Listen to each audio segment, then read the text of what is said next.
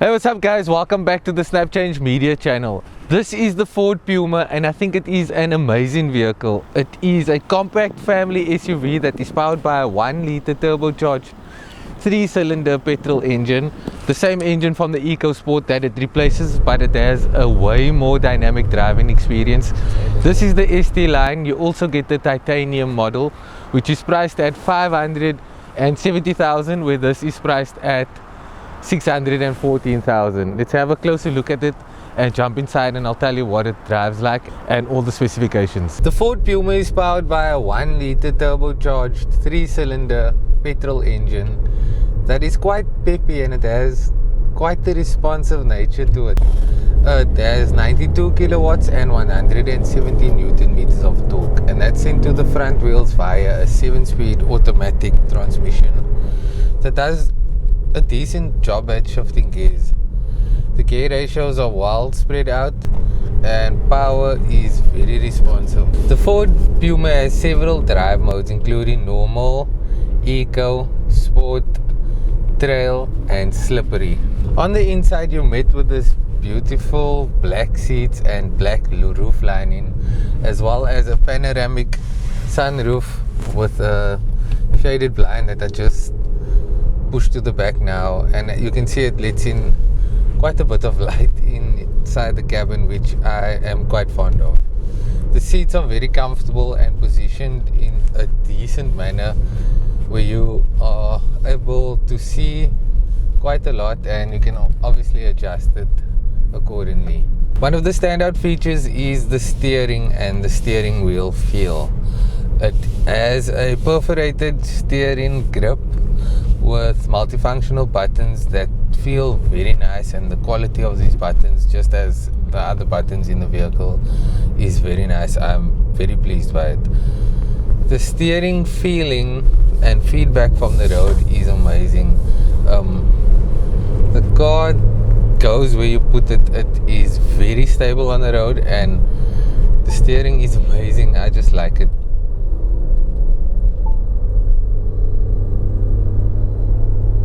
I struggle a bit up this hill, but the steering is on point. So lekker. And the brakes is very good. The Ford Puma is available in 2 trim levels, namely the titanium, which is priced at 470,000 rand, and then there's the ST-line, which is the model I'm testing, and that is 614,000 rand. And for the ST-line you get in a better suspension setup, or a firmer suspension setup that is a bit more sporty, as well as a better and firmer steering setup. And you also get in extra trim with it, like the ST-line badging and the ST-line body kit on the vehicle. And you also get this leather seats and the carbon fiber trim on the dashboard. The base spec ST-line comes with a few things, and then there's also some things that you need to pay extra for getting the extra styling, like the black roof lining and styling pack comes at the extra 17,000 rand.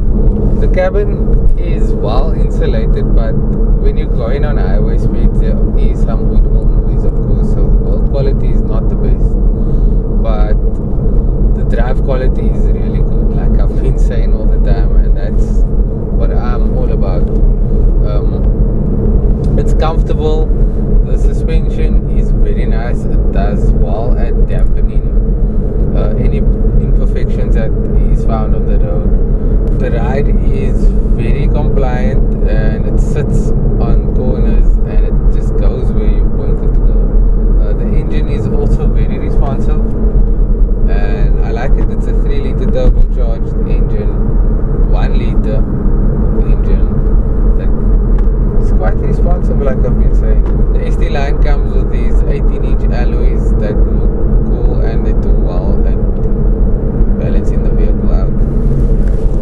The Ford Puma is a compact crossover SUV, and that goes up against quite a bit of competition in the form of the VW T-Roc, the Hyundai Kona, There's also the Omoda C5, there's the GWM H6 and the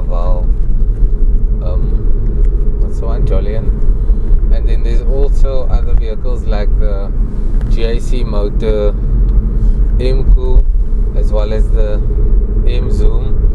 And then there's also Jetour that's coming out with the X70 Plus, which also could be a competitor in the segment. Then there's other ones like the Renualt Captur, the Opel Mokka, and what's the other vehicles? The Honda HR-V and the Toyota Corolla Cross maybe. So after spending a week with the Puma, I'm really impressed by it. I think that it is one of the best vehicles in its class, especially when it comes to driving capabilities. It's very responsive, it is agile, and I really like it. I love the steering, I love the suspension setup, and it just feels comfortable driving the vehicle as well. For 614,000 Rand, I think it is priced a bit steep, just as all vehicles is priced in South African market. But if you do have a look and test drive the vehicle, I think that you will find that you'll also be very impressed by the package put together by Ford.